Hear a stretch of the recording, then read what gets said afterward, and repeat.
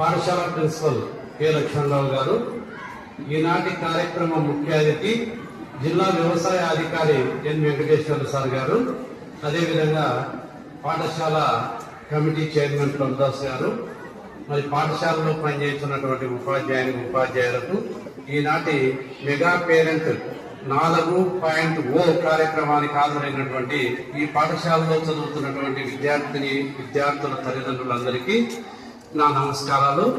మరి చిన్నారులైనటువంటి పిల్లలందరికీ నా శుభాశీస్సులు.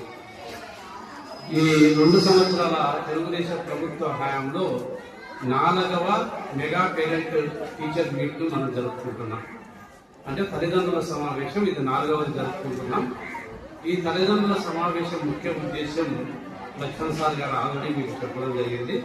ముఖ్యంగా పిల్లల బంగారు భవిష్యత్తు కోసం పిల్లలు మరియు పాఠశాలలు మరియు విద్యార్థుల యొక్క తల్లిదండ్రుల మధ్య సమన్వయం సాధించేటువంటి ఉద్దేశంతో ఈ మెగా పేరెంట్ మీట్ అనేది మనం ప్రతి సంవత్సరం కూడా జరుపుకోవడం జరుగుతూ ఉన్నది. 2 పర్యాయాలు జరుపుకుంటున్నాం.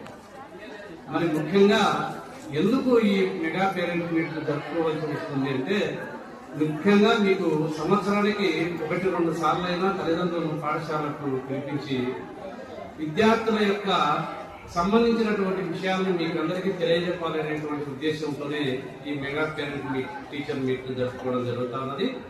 ముఖ్యంగా పాఠశాలల్లో చదువుతున్నటువంటి విద్యార్థుల యొక్క హాజరుల గురించి, తర్వాత వాళ్ళ యొక్క విద్యా ప్రగతిని గురించి, వారి యొక్క ప్రవర్తనల గురించి, అదేవిధంగా వారి యొక్క ఆరోగ్య స్థితిగతులను గురించి మరి ముఖ్యంగా తల్లిదండ్రులకు తెలియజెప్పేటువంటి ఉద్దేశంతోనే ఈ మెగా పేరెంట్ టీచర్ మీట్ను మరి సంవత్సరానికి 2 సార్లు ప్రభుత్వ ఆదేశాల ప్రకారం నిర్వహించుకోవడం జరుగుతూ ఉన్నది.